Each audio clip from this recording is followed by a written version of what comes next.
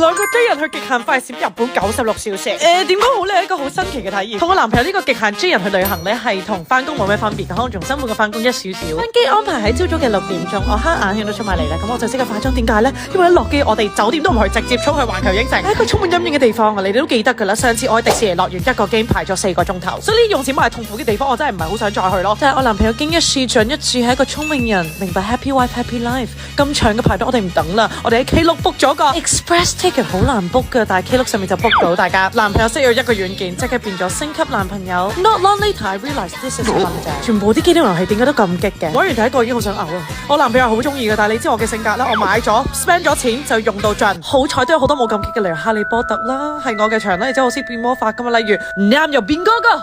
跟住即刻就會，環球影城完敗東京迪士尼 ，thank you very much。迪士尼咩公主我睇慣晒咯，我日日望自己塊鏡都係公主啦，但係呢啲 Mario 真係第一次見，係真實到一個點，成場最唔似就係呢兩個 Mario， 點解可以咁核突嘅 ？Anyway， 超級值得一嚟，如果你有塊飛嘅話。OK， 即刻嚟到我哋嘅 Day 2啦。According to我哋阿飛，你估下去邊？情侶裝啊 ，we have to show it off 啊嘛。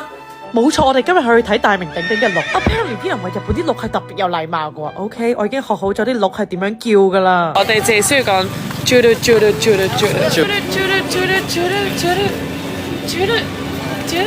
而啲鹿好物質啊，好啦，買翻個鮮貝先，幫你試過啦，係唔好食噶，雖然叫鮮貝。跟住發生咗嗰一日我最開心嘅事。啊，真係㗎 ！Hello， 你好啊，真係咁啱喎。可以餵下鹿啊？可以咩？你可以啊，你嚟。我怕佢咬。唔驚。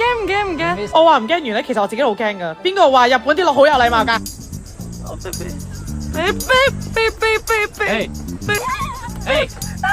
唔係出喂。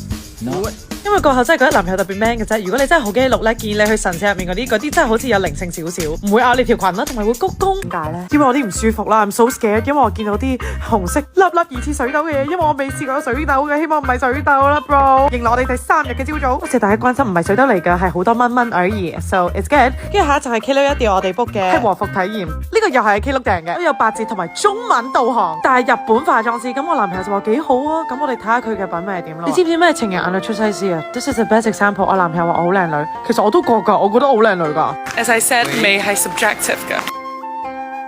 但係無可質疑個頭髮真係整得好靚，所以今日咧我就係成日都係叫做背影女神，因為我驚化住個樣你就唔讚我個視頻。都係頗新奇嘅體驗。一直着呢套嘢咧，你一定會減肥成功，因為係好緊㗎。除咗真係感覺世界又翻嚟啦，跟住出發東京。新嗰陣時我就真係不得不提呢個 app 叫 Klook。日本人真係唔好識英文，所以你有時 book 任何嘢都好煩。但係你可以喺呢個 app 度整個 QR code 一嘟成功攞票。好多香港、日韓人都喺度用，同埋一直用可以儲積分啦，下次又可以再用。Which is good。一到東京我哋立刻起行去另一個我都非常之 excited， 亦都係最後一個行程。冇錯，又係哈利波特啦。冇錯，係一個哈利波特迷嚟㗎。我本身都唔知㗎，直到喺 Klook 嗰度睇一睇，原來有哈利波特園。Let me tell you, this place is made for me. Firstly, because it's magical. Secondly, I live for the camera. OK， 有超多 camera， 你可以影超多片，仲可以 publicly 展現你啲片俾人睇。